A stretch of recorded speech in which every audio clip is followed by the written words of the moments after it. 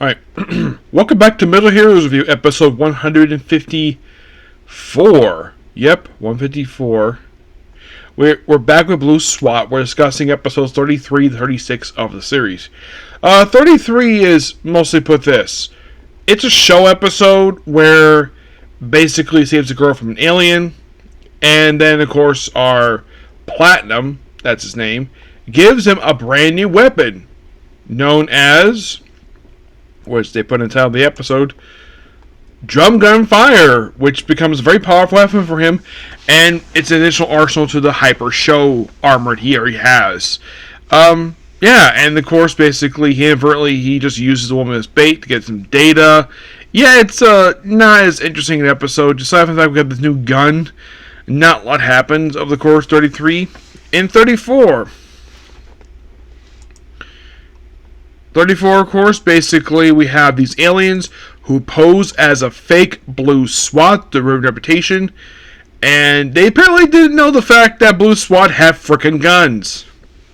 Eventually, of course, they clear names, no problem by the end of the episode. But this is the first and only time. And of course, basically in 36, they hint the Queen is coming, which we'll get to her. So in 35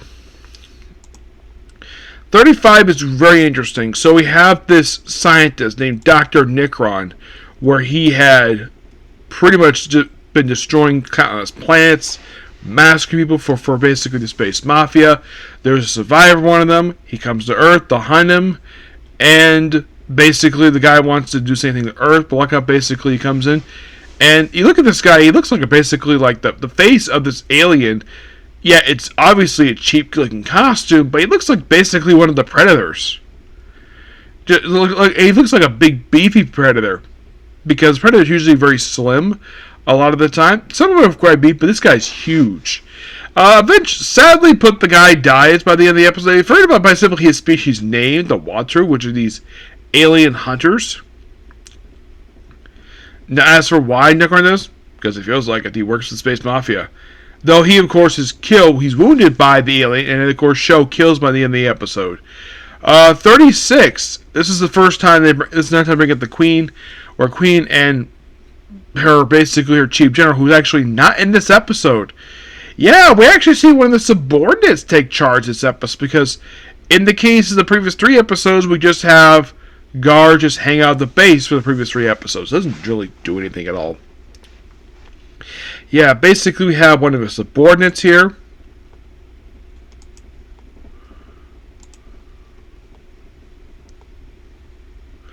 Yeah, I think it's like Zodar, I think it is. Yeah, Zodar. Yeah, he basically comes back here. We see his human form first time in a while. And I guess they wanted to give Jess basically an episode break, mostly. Yeah, and the whole plot of the episode is that they want to give our humans the energy.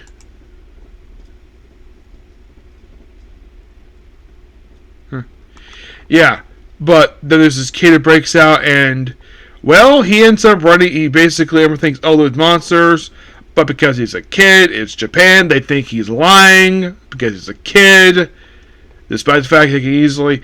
Oh, I don't know. How about find proof the fact he's lying instead of just blindly assume he's lying because he's a kid? Look, that is my opinion, basically, comes to like this. Like, if a kid says something, try to verify what he's saying. Don't just blindly assume that he's lying because he's a kid. So what do? They attempt to inject him with drugs. Mind you, this kid is like 12, 13 years old, and they're putting drugs in because they think he's lying. I'm like, are you freaking stupid, people? Oh yeah, by the way, people injected are in fact the aliens. Eventually Sarah shows up, and then of course basically it's like, oh, he just says some stuff, and of course he gets injured. And well, he kind of reveals during the course of this episode that I think this kid is like 13. He's basically like a preteen. He falls for Sarah. Yes, he is the first person to fall for Sarah the entire show.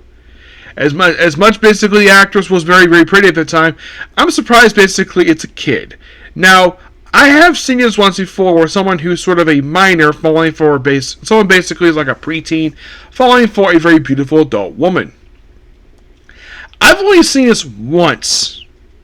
In thinking where? In a movie called Blank Check, where, by the way, by the end of the movie, he does kiss the woman, and they agreed to start dating when he gets a little bit older, basically, and gets past basically like mid-teens. I think she's like in her 20s, I think. Yeah, but as long as they're consenting, basically, it's perfectly fine. But the Blank Check movie is a Disney movie. Check it out. It's pure fun. That's what this little thing reminds me of. Eventually, thanks to running out with Sarah, and of course, eventually also Sig, they find the base. They eventually do, in fact, it gets destroyed this episode. And it's about converting energy and humans and energy so they can basically power their spaceship. That's the big thing in this episode. It's also set up the arrival of the Queen, which we'll see her soon. When? You'll find out and see. But yeah, that's pretty much basically those 4 episodes in a nutshell. Yep. So that's pretty much it for the video. Please be sure to like, comment, subscribe, notifications. Next up we have a comment corner. I'm going to go off for a bit and come out and basically do more episodes of the show. Yeah, I still also got to do Project Red and Witch Adler today. Okay? Thanks you. Bye.